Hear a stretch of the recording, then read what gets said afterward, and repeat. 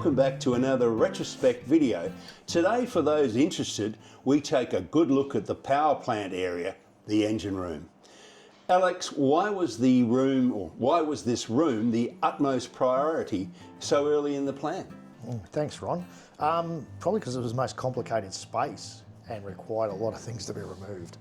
Obviously, the engine room of any vessel is, pretty much the where it all happens.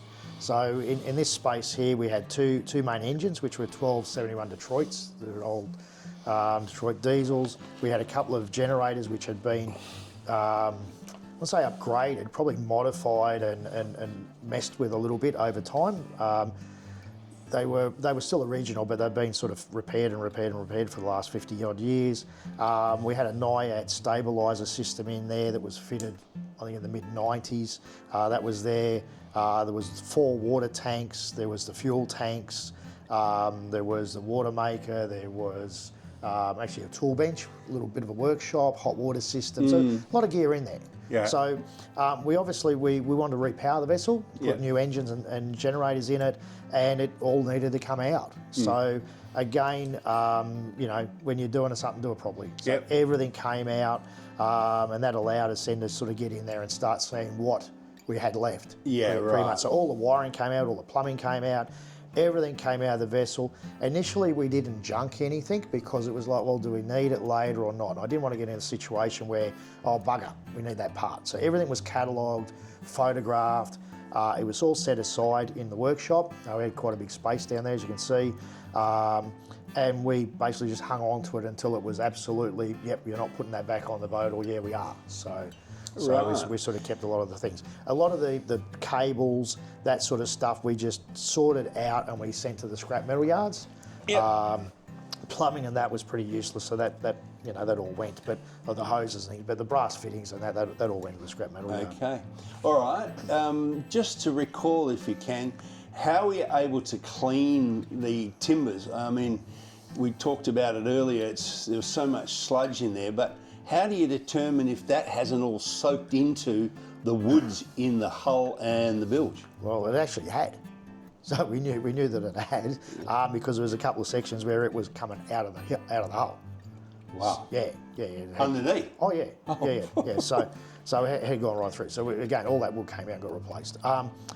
With looking at some of these photos that we've got here, so the initially you're stripping it all down, getting rid of everything that can be removed. You'll see an aluminium framework in the machinery space, and that's where this vessel was, say, transversely framed. There wasn't any big long stringers in it, which was a bit odd. So the whole strength in that engine room was this big framework in there, which we didn't remove. We couldn't remove it. Water tanks, everything else came out. The fuel tanks remained, but as you'll see in the photos there, they had big inspection ports. So I got contractors in once we drained the tanks, and they flushed the tanks, cleaned them, chemical, did everything, and then we did samples and what have you to make sure everything was all good.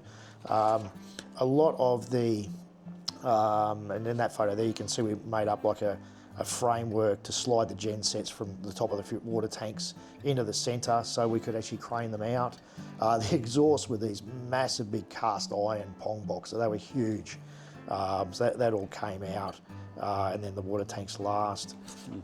So you'll sort of see as it starts getting stripped down there was checker plate flooring, that all came out. There's a big framework there too, which was for the batteries. Again, we cut all that out because I wanted to see every bit of wood to make sure that it was so it's all about the wood. Yeah. I mean, like I said, you've got to have a solid foundation. So if we couldn't see it, we can't sign off on it. So everything got cut out that had to be, and we could always re-weld stuff back in. Yeah. So. Okay, there's the fuel tanks. Yeah. So they're inspection ports there, are they? Yeah. So that all tell us, out. how much did you find inside the tanks? They're actually pretty good. Yeah. It was surprising for the age of the vessel, and some of the fuel, like here in WA is not too bad. If you went up North Queensland, a little bit Northern Territory, a lot of algae issues there. Yeah. And you'll see that the fuel goes from quite a clear sort of diesel colour to black, and that's the bacteria and algae that dies in there. We had none of that issue with this. The fuel tanks were actually pretty good. I've got the reports from the inspections and the testing and that sort of thing. So that what we did, I had a specialised company come in. Yep. They actually spray the fuel. They clean the tanks, flush it all out, suck it all dry, so the tanks are actually empty. Yep. And they do a report before and after of the fuel samples and things Right. like that. So then we boxed it all back up again, ready to go with the new fuel. So it was not moved at all. So how'd you clean underneath that? We put people in there. It's surprising. Look, it looks a big tank when you look at the photo. It's only about just over a metre deep.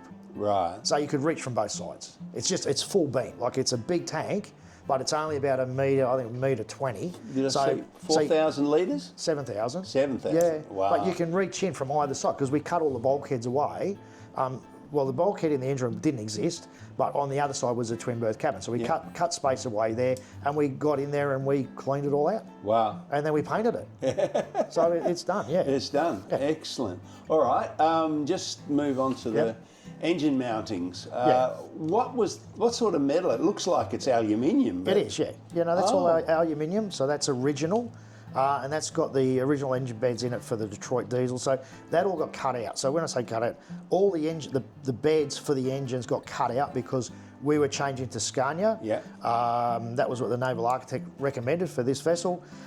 So they're going to have different mounting points, different transmission, different engine, the whole thing. So you put a new frame in.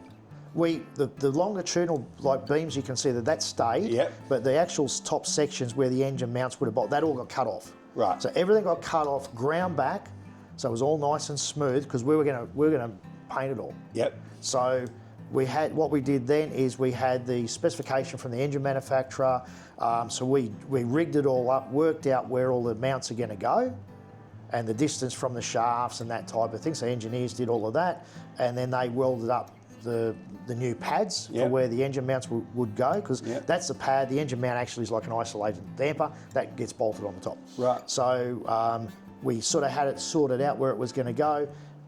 Later on, everything got two-pack painted. Okay. And what date roughly in the sort of process was that complete, ready for painting? That would have been...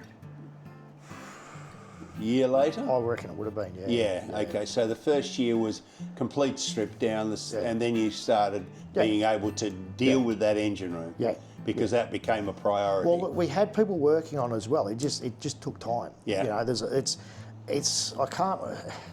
it's an excessive amount of manual labour. It is. It's just, you know, they talk about thousands and thousands of hours. Yes. You know, we were effectively dismantling a boat to then build a new boat.